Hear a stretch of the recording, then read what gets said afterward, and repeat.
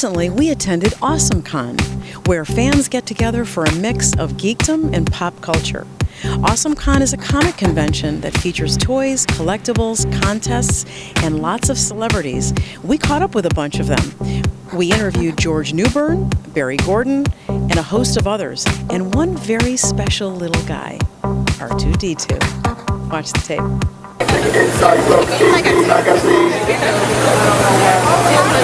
All right, dudes and dudettes at Inside Look, Cowabunga! Hey, Inside Look TV, this is Leonardo of the Teenage Mutant Ninja Turtles. Cowabunga, dudes and dudettes. Hey, Gad, this is Pinky of Pinky the Brain, and just before we take over the world, we watch Inside Look TV, and you should too. Narf! Inside Look, thanks for having me today. This is Gur from Invader Zim, and you're listening to, or maybe looking at, I don't know which, Inside Look magazine. Or TV. I don't know. I just don't know. Hey, Inside Look TV magazine. You guys are awesome. It's Karen Ashley from the Power Rangers. It's Morphin time. Inside Look TV magazine. What's up? Ninja Turtle. Oh, dudette. Whoa. All right. Working on the Ninja Turtles was a 10-year process that saw me grow from a little, tiny turtle into a big Michaelangelo turtle. It was great fun. Are you kidding? I mean, it's the best fun I've ever had, and getting paid for it. So, yeah, it's a blast. And how has it changed your life?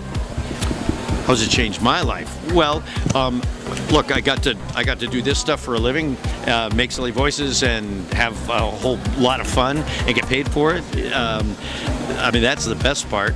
Actually, no, that's not true. You know, the best part is meeting you guys. Serious. Coming to cons like this and being able to meet the fans and hear the stories about what the Ninja Turtles meant to you guys as little kids. You know, we hear you were the voice of my childhood so much. Oh my gosh, Michaelangelo, taught me how to not only have fun but then be responsible too. I mean, all this kind of stuff. You hear those stories and it can't help but rub off on you and make you realize in a really sort of humbling way what a blessing you've had to be able to have this kind of work. And what are you working on now? Well, I don't do so much animation anymore. Really what I do, my daily work is I do network promos. I voice network promos. I was the voice of NBC for 16 years, the comedy voice of NBC. Did all their late night promos for Jay Leno and The Tonight Show for 16 years. I do promos now for ABC, and I do the daily promos for Live with Kelly and Michael. I was doing the ABC Family and Judge Judy and The Hub, and it's all kinds of stuff. So network promos is really mostly what I do now, but I'm still doing voiceover work after, 40 years of doing this silly nonsense. So, yeah. Oh boy, I mean, we had the greatest time. I mean, it was, the other three guys are so incredible. And we just really, became a band of brothers. I mean, we looked forward to walking into the studio every week. And the scripts were great, the writers were great. I mean, it was just one of the greatest experiences I've had in my career. To work with those guys, they're hysterical, they're brilliant. I'm kind of a sometime voice actor. Those guys really are, champions at what they do. How did the idea begin for you to be part of it? Just like you usually get cast. Your agent calls you, you go out for an audition. And when he called and he said, you're going out for an audition on something called Teenage Mutant Ninja Turtles, I said, okay, you have nothing better to do with your time than to call me and, make jokes. And he said, no, this is really a show. And I couldn't believe it. I'd never heard of it because I didn't know about the comic book, So I went and read, and we actually read for all of the roles. And then they decided who they felt, fit people. Of course, hundreds of others read too. And we were fortunate, to be the four that got it. And as soon as I read the script, I just said, there's something, I don't know if this is going anywhere, but I said, this is so clever and so funny. And I really wanted it to succeed. And when I found out that I was doing the series and that the series had been picked up, I was just in heaven. A series of phone calls, very interesting, and this was in the early stages of casting for that. I got a call from J.J. Abrams' office asking me to have breakfast with him. I thought, oh my.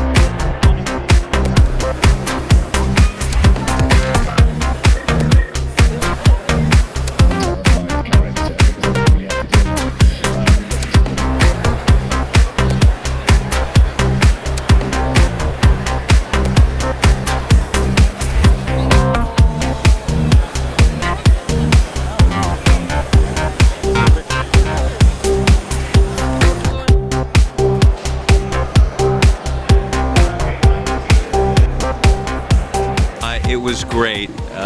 Knew all these guys before working on the show, and to get to spend whatever it was 8 years recording together was awesome. Wonderful experience, and who knew it was going to be this huge success. What happened? How did you get into become? Well, my agent submitted me for the call, and I read for the various parts, and then it came down to me and Townie for who was going to do Leonardo and who was going to do Michaelangelo, and they were going to flip-flop, and even the day of the record, they didn't know who was going to be which one, and the rest is history.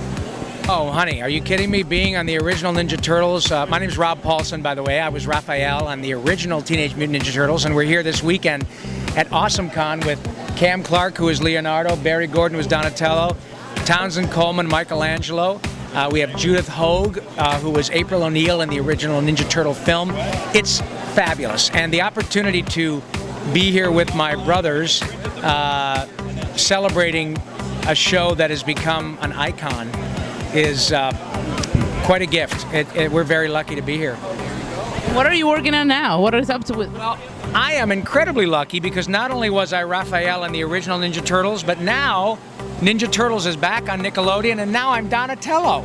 So you're looking at 50% of the Ninja Turtles here as a middle-aged white guy. I figure if I live to be 100, I can knock them all out.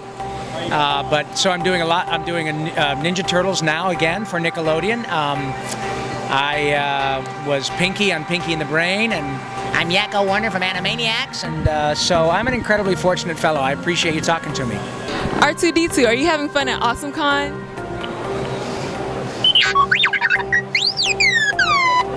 What's next for you, R2-D2?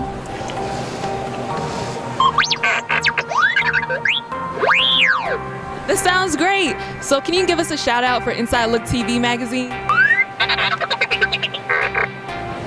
Thanks, R2-D2. The character I've been doing for Justice League for the last 10 years. Well, Superman. He's the iconic Superman. Good guy, saves the world, and stands for truth in the American way. It's been a great job doing the video games and the cartoons and direct movies. It's been a blast. It's been a great job. How did that begin? Were you a Superman fan? How did the idea of you begin? I've always been a Superman fan, and I'm an actor in Los Angeles, and Tim Daly was not available, and they had to recast, and I just went in for an audition one day, and I got it, just like that.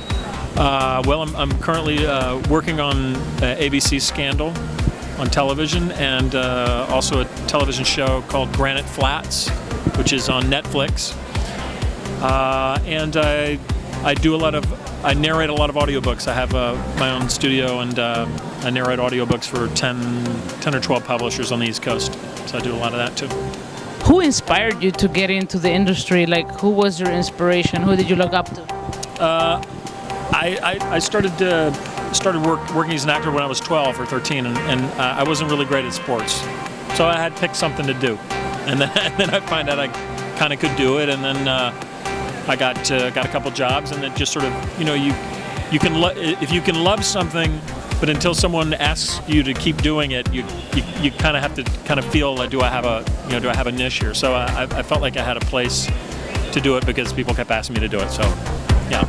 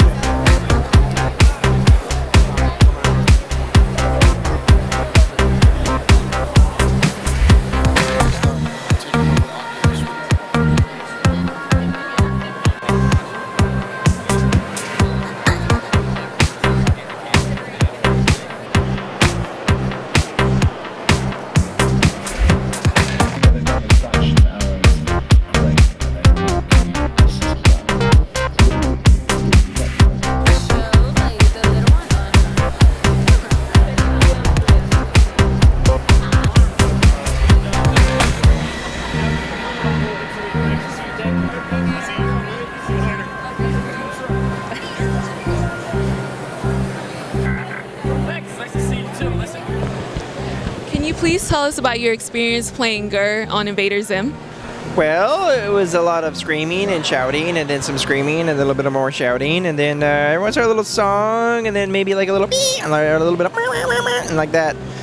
So, what's new in your career? Well, I was also a background painter on the show, and I also do comics before, and I do them now too. So. Recently, I've been working on lots of different comic book projects, coloring the Edward Scissorhands comic, and now I'm helping on the Invader Zim comic itself, which comes out in July from Oni Press. Can you tell us about your experience with the Power Rangers? You know what? It was amazing. I was very young, but it was a lot of hard work. But Power Rangers was amazing for me because it was really like my first, TV gig. I had been doing commercials and stuff like that. So to get the part was awesome because I finally booked a TV show and I was like, I'm an actor. I'm a real actor. So I loved it. Can you tell us what's new with your career? You know what? I'm doing a bunch of stuff. I'm obviously doing a lot of conventions and we're going all over the world. So almost every weekend I'm in a different city meeting all the fans. I do a new web series called Uncensored Talk, which is pretty awesome. You can find it on YouTube at Uncensored Talk. But it's actually me going from con to con, interviewing a lot of these amazing, artists, amazing actors. I was just kind of standing around going, all these people are really cool. Someone should be talking to them. So I started talking to them. Hi, Wally. Are you having fun at this convention today?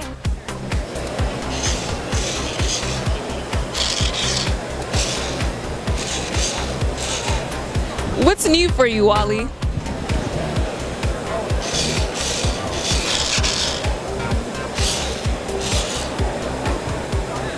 That's great. Can you give us a shout out for Inside Look TV magazine?